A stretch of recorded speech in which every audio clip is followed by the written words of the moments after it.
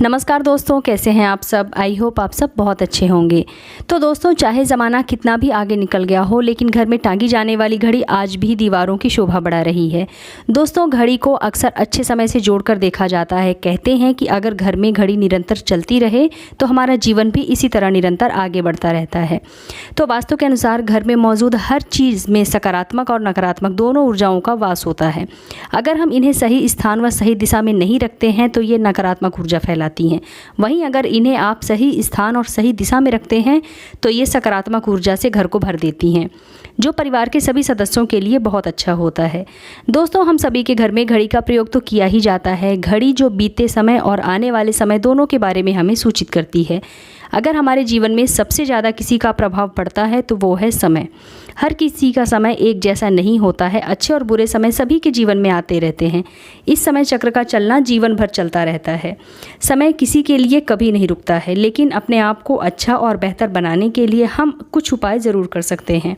जी हाँ दोस्तों, आज हम घर में लगी घड़ी की सही दिशा के बारे में बात करने वाले हैं, जिसको हम हर रोज़ निहारते हैं, पर कभी भी ये नहीं सोचते कि ये घड़ी हमारा समय बदलने में और अच्छा समय लाने में हमारी काफ़ी मदद कर सकती है।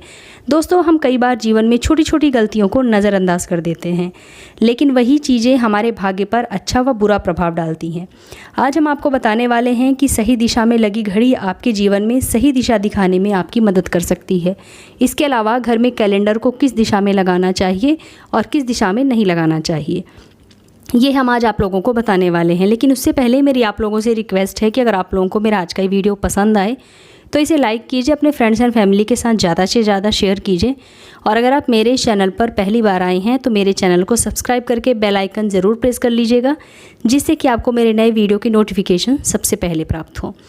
तो दोस्तों, सबसे पहले हम बात कर लेते हैं घर में लगी घड़ी का आकार कैसा होना चाहिए। तो वास्तुशास्त्र के अनुसार घर में लगी घड़ी का आकार गोल या अंडाकार होना चाहिए, तो ये सबसे अच्छा माना जाता है। लेकिन आजकल बाज़ार में बहुत प्रकार की और अलग अलग डिज़ाइंस की घड़ियाँ आ रही हैं, जिसमें घर के सदस्यों व भगवान की तस्वीर भी लगाई जा सकती है। लेकिन दोस्तों, घड़ी में किसी की भी तस्वीर लगाना बिल्कुल भी शुभ नहीं माना जाता। इससे आपके घर के सदस्य पर समय का दुष्प्रभाव देखने को मिल सकता है।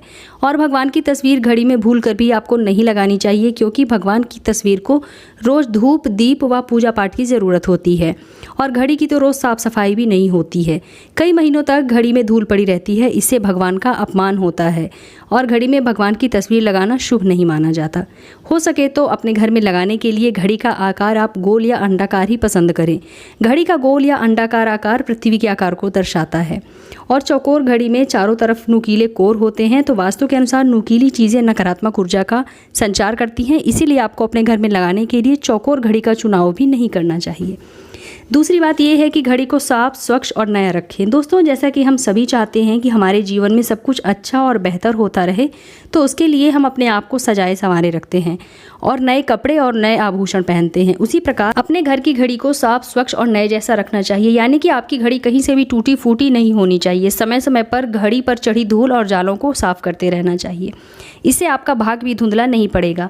दोस्तों, कई लोग क्या करते हैं कि कई लोगों की आदत होती है कि पुरानी घड़ी को बनवा कर ही चलाते रहते हैं। एक जगह नई घड़ी आई तो पुरानी किसी और जगह लगा देते हैं। लेकिन यह ध्यान रखिए कि घर में पुरानी व टूटी हुई घड़ी और बंद पड़ी घड़ी तो आपको बिल्कुल भी नहीं रखनी चाहिए, क्योंकि इससे घर में नकारात्मकता फैलती है और दरिद्रता का वास होने लगता है। बंद पड़ी घड़ी को घर में रखने से व्यक्ति के जीवन में नए अवसर आते ही नहीं हैं और वो अपने किसी भी कार्य में सफलता प्राप्त नहीं कर पाते हैं। अगली बात जिसका आपको ध्यान रखना है वो ये है कि घड़ी की सही दिशा के बारे में।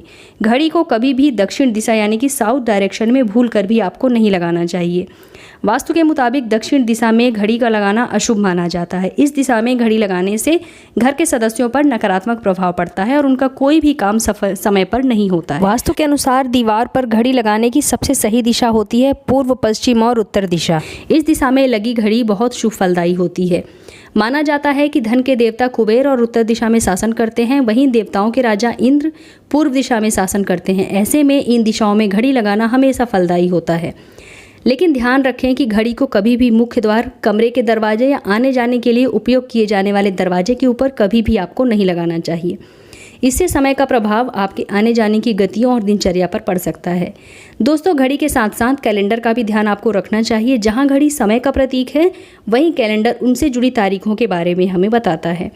कैलेंडर को पूर्वी और उत्तर दिशा की दीवार पर कभी भी नहीं लगाना चाहिए, इससे वास्तु दोष उत्पन्न होता है। और अपने घर में नए कैलेंडर के साथ पुराना कैलेंडर आपको कभी भी नहीं लगाना चाहिए। दोस्तों, घड़ी और कैलेंडर दोनों ही आने वाले समय के सूचक हैं जो हमें आगे बढ़ने की प्रेरणा देते हैं। उन्हें समय के अनुसार ही लगाना चाहिए, इस बात का ध्यान आप हमेशा रखें।